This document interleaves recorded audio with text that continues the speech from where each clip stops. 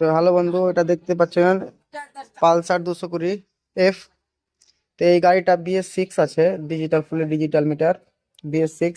এই গাড়ির প্রবলেম হচ্ছে কি, গাড়িটা কোথাও দেখিয়েছিল গাড়িটার ব্যাটারি ডাউন হওয়ার কারণে ব্যাটারি চার্জে বসানো, তার চার্জে বসানোর পর এই সিস্টেম লক করলে এখানে লক দেখাচ্ছে, দেখতে পাচ্ছেন এখানে লক সেট করার অপশন দিচ্ছে টাইম। তো এই জিনিসটা কিভাবে ঠিক করতে হয় আর কিভাবে মানে কাজটা করতে হয়, তো এই ভিডিওতে শুরু থেকে শেষ পর্যন্ত দেখো। তোমাদেরকে এই ভিডিওতে আমি দেখিয়ে দিচ্ছি কিভাবে কি করতে হয়। আর অনেক মিস্ত্রি কাছে গিয়েছে, বলছে কি এই মিটারটা খারাপ হয়ে গেছে, তার জন্য এরকম দেখাচ্ছে না। এটা একটা লক হয়ে আছে, এই লকটা খুলতে গেলে অটোমেটিক ডিসপ্লেতে সম্পূর্ণ লাইন চলে আসবে। তো এটা জিনিসটা ঠিক করার কারণ, করতে গেলে এই বাটন দেখতে হচ্ছে এটা মোডের অপশন। এই বাটনটা প্রেস করবো তো এখানে টাইম আগে পিছে হবে। দেখতে পাচ্ছ 4 হয়ে গেল। তো এখন টাইম বাজে 3টা 15। তো আমাকে 3টায় নিয়ে যেতে হবে।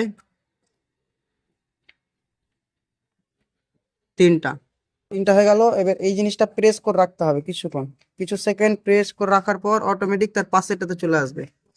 এবার এখানে আছে তোমার সেকেন্ড, তখন 16 মিনিট হয়। তো প্রথম এখানে 6 নিয়ে আসতে হবে আমাকে। তো এই বাটনটা চিপতে গেলেই অটোমেটিক এখানে বাড়তে থাকবে। তো এখানে আমাকে 6 করতে হবে।